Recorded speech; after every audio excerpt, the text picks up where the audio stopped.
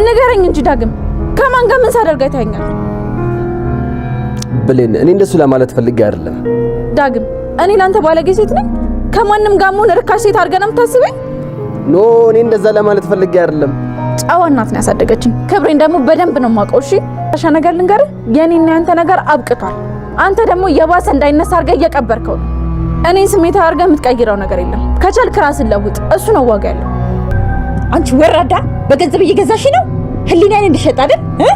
ቆይ ግን እንዴት ብትንቂ ነው በገንዘብ ልደልኝ የሞከርሽው? ኧረ እኔ በገንዘብ ልገዛሽ ፈልጌ አይደለም። ዝም በይ አንቺ ወረኛ። አንቺ መቼም አትቀየሪም። እኔም ብዙ ጊዜ አታልሽኛል። እንደ ዛሬ ግን አናደሽኝ አታውቂም። የሰላም ልጅ ባትሆኝ ኖሮ አንቄ በደፋሽ ደስ ይለኝ ነበር። ምንድነው ነገሩ?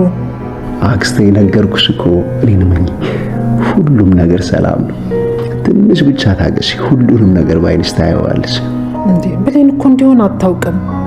አንዳንዴ እንደዚህ ነው። ለምን አትረጃት?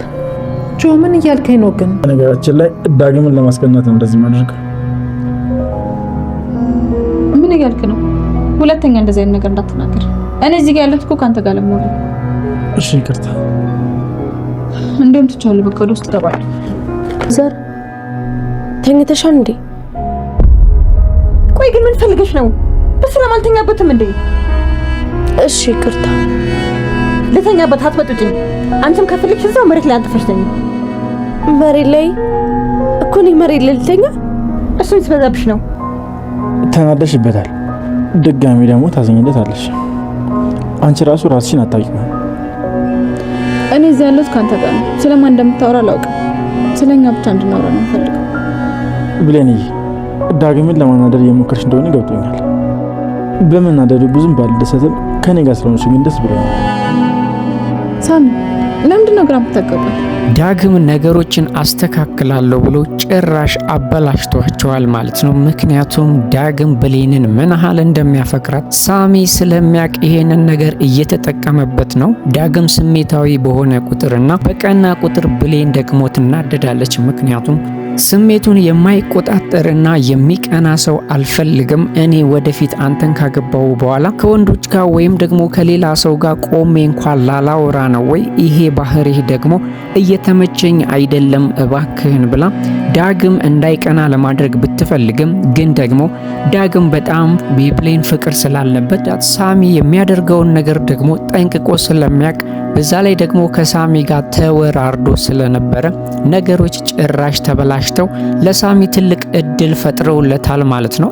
ስሜታዊ ሆኖ ዳግም በቀናና በተናደደ ቁጥር ሳሚ ደግሞ አጋጣሚዎችን በጠቅላላ እየተጠቀመበትና ብሌንን እየሳባት ነው ያለው።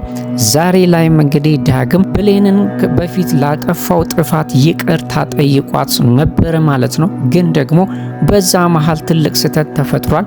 ሳሚ ዳግም ስሜቱን ተቆጣጥሮ ብሌንን እንዲያናግራት በነገረው ሰዓት ሰድቦና አንቋሾታል ማለት ነው። ሳሚም ይሄንን ነገር ለብሌን ነግሮ ዳግም እንድትናደድና ጭራሹኑ ወደሱ ተስባ እንድትሄድ አድርጓል ማለት ነው። እንግዲህ ውርርዱን ዳግም ለማሸነፍና ብሌንን መልሶ ወደ ራሱ ለማምጣት ቢሞክርም ግን ደግሞ የዳግም ቅናትና የሳሚ ጥበበኛነት ሁሉንም ነገር ለዳግም አበላሽቶበታል ማለት ነው። ሳሚ አሁን ላይ እየተጠቀመ ያለው በዳግም ነው ማለት ነው። ምክንያቱም መጀመሪያ ዳግምን ያበሳጨውና እንዲቀና ያደርገዋል። ከዛ በኋላ ደግሞ ብሌን አጠገብ ሲደርስ ለስለስ ብሎ ጥሩ ሰውና መልካም ለሷ ብቻ አሳቢ ምንም ነገር ቢፈጠር ለሷ ደራሽና እየወደዳት እንኳን እሷው ሌላ ሰው ብትወድም ያንን ነገር እንደሚያከብርላት እየነገረ ራሷንም ግራ እንድትጋባ አድርጓታል ማለት ነው። ብሌን አሁን ላይ እንግዲህ በጣም ግራ እንደተጋባች ያስታውቃል። ምክንያቱም ዳግም ሲቀና በጣም ታዝንለታለች በውስጧ፣ ግን ደግሞ ምላሷ የሚያወጣው ቃላት ዳግምን በተደጋጋሚ ያደማዋል ማለት ነው። ይሄ ነገር ደግሞ ብስጭቱንና ቅናቱን ይጨምርበታል። እሱ በቀናና በተበሳጨ ቁጥር እሷ ደግሞ ይህንን ባህሪህን አስተካክል፣ አለበለዚያ ደግሞ ከኔ ጋር መሆን አትችልም፣ የኔና ያንተ ነገር አብቆቶለታል ብላ እንደውም ሳሚን እንደሚወዳትና እንደሚወዳት ከዚህ በፊት ስለነገራት ያንን ነገር እንግዲህ አስብበታለሁ አንተም የኔን ነገር አስብበት ብላ ዳግም ጭራሹኑ ራሱን እንዲስትና በጣም እንዲበሳጭ አድርጋዋለች ማለት ነው።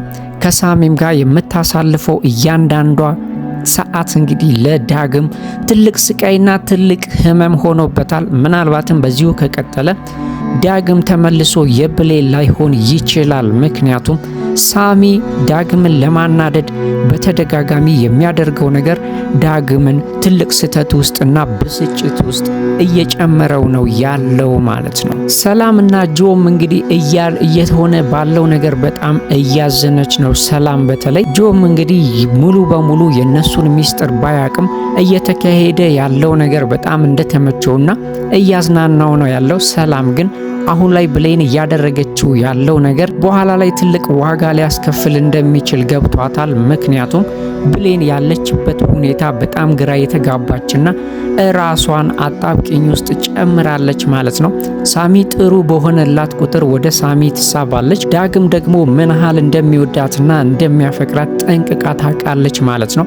በዚህ መሃል እንግዲህ ራሷ አንዳንድ የምትሰራቸው ስህተቶች በኋላ ላይ ትልቅ ችግር እንደሚያመጣባትና አሁን ላይ ደግሞ ግራ እንደተጋባች ግልጽ ነው ማለት ነው። ሰላምም ይሄ ነገር ቀደም ብሎ ገብቷታል። አሁን እየሆነ ያለው ነገር ደግሞ ሌላ ትልቅ ችግር ይዞ እንደሚመጣና ትልቅ አጣብቂኝ ውስጥ ሊጨምራት እንደሚችል ገብቷታል ማለት ነው። ለዚህም ነው አሁን ላይ ብሌን ከሳሚ ጋር እያደረገች ያለችው ነገር ትክክል እንዳልሆነና ዳግምንም ምን ያህል ሊጎዳው እንደሚችል እየተሰማተ ያለው ማለት ነው። ጆ ግን አሁን እየተካሄደ ባለው ነገር ደስተኛ ነው ማለት ነው። ፍቅር እንደዚህ ካላደረገ አንዱ አፍቃሪ አንዱን ካላስቀና ምኑን ፍቅር ሆነ? ፍቅር የሚጣፍጠው እንደዚህ ነው ብሎ ሰላምን ሊያሳምናት ሞክሮ ነበር። በዚህ መሃል ግን ሰላም ጭንቅላቷ ውስጥ አንድ ጥያቄ ተፈጥሮባታል። ምክንያቱም ጆ የዚህን ያህል ስለነ ብሌንና ስለነ ዳግም እንዴት ሊያቅ ቻለ የሚል ጥያቄ ተፈጥሮባት ነበር ማለት ነው። ምክንያቱም ሲያወራ የነበረው ነገር በሙሉ እነሱን ከዚህ ቀደም እንደሚያውቃቸው ስለነበረ ይህንን ጥያቄ ስታቀርብለት ደንግጧል። ምክንያቱም መጀመሪያ መረጃው ስላለውና ከባኃይሉ ጋር ግንኙነት ስላለው በኃይሉ ደግሞ ስለ ሁሉም ነገር ሚስጥሩን ስለነገረው ያ ነገር ድንገት ሳያስበው ጆ አመልጦት ነበር። ግን ደግሞ ሰላም ነገሮችን ጣርቃ የምታስብና ተጠራጣሪ አይደለችም። ለጊዜው ጭንቅላቷ ውስጥ የተፈጠረውን ጥያቄ ለጆ ብታቀርብም ጆ ግን ብልጥና ማድረግ ያለበትን ነገር ስለሚያቅ ወዲያው ወሬዋን ወይም ጥያቄዋን አስቀይሶታል ማለት ነው። እስከማየውና አሁን ላይ ከምረዳው ነገር የተነሳ ነው ስለነሱ የተገነዘብኩትኝ። ዳግምና ሳሚ መካከል ጥሩ ግንኙነት እንደሌለ አውቅ ያለው ሁለቱም ብሌንን ቢያፈቅሯትም በእነሱ መሃል ደግሞ ትልቅ ችግር እየተፈጠረ እንደሆነ ለመረዳት እኮ በጣም ቀላል ነው ብሎ አሳምኗታል ማለት ነው። ሳሚም እንደተናገረው እንግዲህ የብሌንና የዳግምን ክፍተት ከዚህ በፊት ባለመጠቀሙ ተጸጽቶ ነበር። አሁን ላይ ግን ዳግም በጣም ስላናደደው ያንን አጋጣሚ ለመጠቀም እየሞከረ ነው።